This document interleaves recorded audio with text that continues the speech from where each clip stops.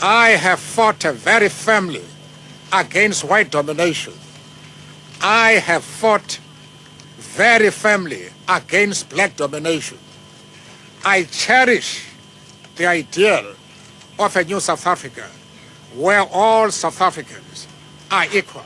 For anybody who changes his principles depending on whom he is dealing, that is not a man who can lead a nation.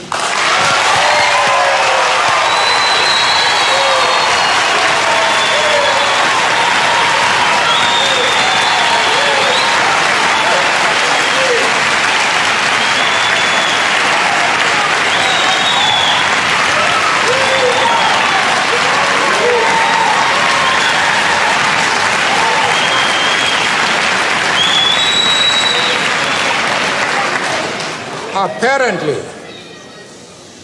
Mr. Coppel, you have not listened to my argument. If you have done so, then you have not been serious in examining it. I have replied to one of our friends here that I have refused to be drawn into the differences that exist between various communities inside the USA. You have not commented that I am going to offend anybody by refusing to involve myself in the internal affairs of the USA. of the USA.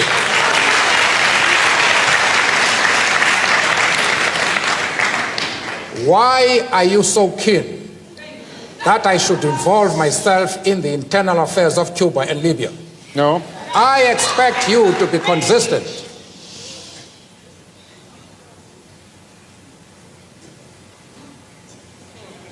I don't know if I have paralyzed you. No.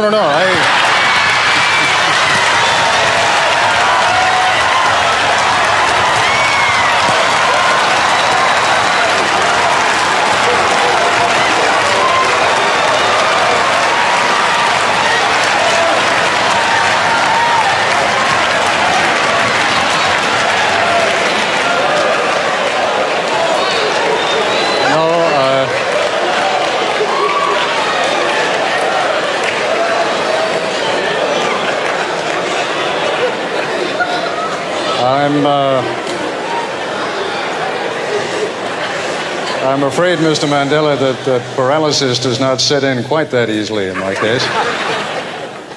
The point...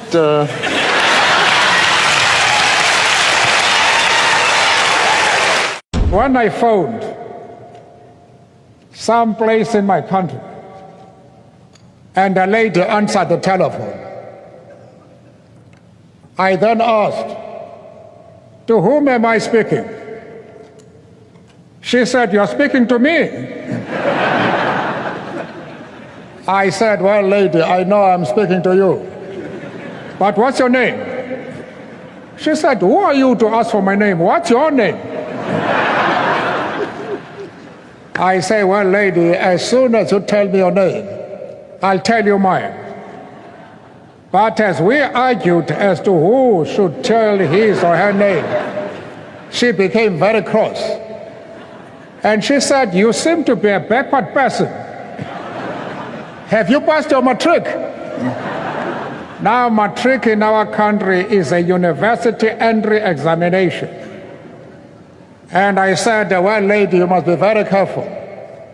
Because if the qualification to speak to you is the possession of a matric certificate, I might work hard and pass my matric and be in the same class as you are." That was treason. She said, "You will never be in my class," and banged the telephone. How I wish she were here today.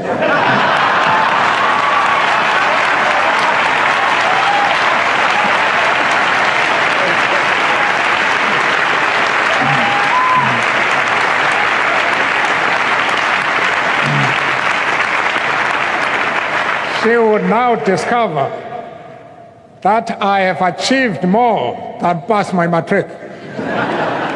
The very right to be human is denied every day to hundreds of millions of people as a result of poverty and the unavailability of basic necessities such as food, jobs, water and shelter, education, health care, and a healthy environment.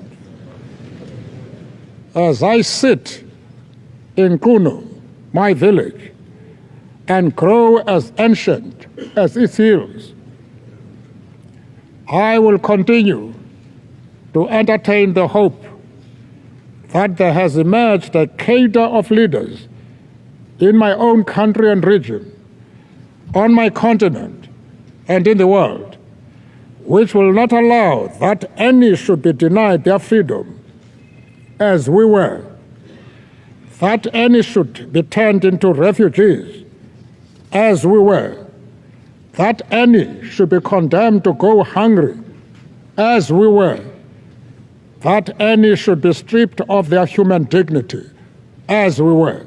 The time for the healing of the wounds has come. The moment to bridge the chasms that divide us has come. The time to build is upon us. We have at last achieved our political emancipation. We pledge ourselves to liberate all our people from the continuing bondage of poverty, deprivation, suffering, gender, and other discrimination. We commit ourselves to the construction of a complete, just, and lasting peace. We understand it still that there is no easy road to freedom. We know it well that none of us acting alone can achieve success. We must therefore act together as a united people for national reconciliation, for nation building, for the birth of a new world. Let there be justice for all. Let there be peace for all. The sun shall never set on so glorious a human achievement. Let freedom reign. Then you were convicted in 1964 for conspiracy against the state. And when you pleaded, you said that I am willing to die for this cause. This is a very tough thing to say. Yes, I had to say that, not from a spirit of bravado, but because I genuinely felt that they were going to hang us.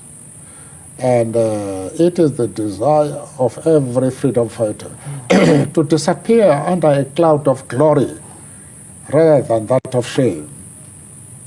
It is the task of a freedom fighter, when you see that the end of your days has come, to live a tradition of bravery, determination to face even death for your principles. And I thought about it. It was not because I was brave, but because one had a duty to perform at that moment. I have dedicated my life to this struggle of the African people. I have fought against white domination, and I have fought against black domination.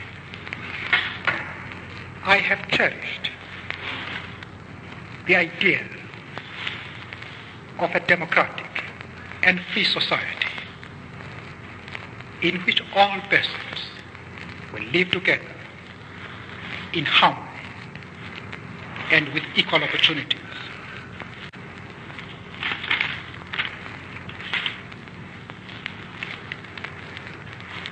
It is an idea for which I hope to live for and to see realized. But my Lord, if it needs be, it is an ideal for which I am prepared to die. In 1993, I was walking along the street when I met a couple of tourists from a well-known Western country. And then the husband stopped and said, "Mr. Mandela." I said, "Well, many people mistake me for that chap." And he said, "Would I be entitled also to mistake you for that chap?" I say, "Well, you'll be doing what many people do." He then turned to his wife and said, "Darling, Mr. Mandela." She was completely unimpressed. And she said, "What is he famous for?" And the husband, in his embarrassment, dropped the voice. And he said, "Mr. Mandela, Mr. Mandela." And the dear lady said, "But I asked you, what is he famous for?" And without waiting for an answer from the husband, she turned to me and said, "What are you famous for?" I must confess I couldn't answer that question. We are therefore pleased to announce that we are able once again to increase old age pensions.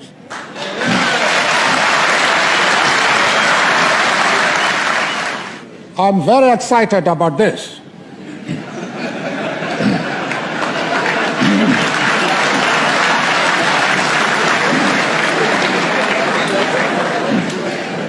Because in Davos, in Switzerland, I told the plenary session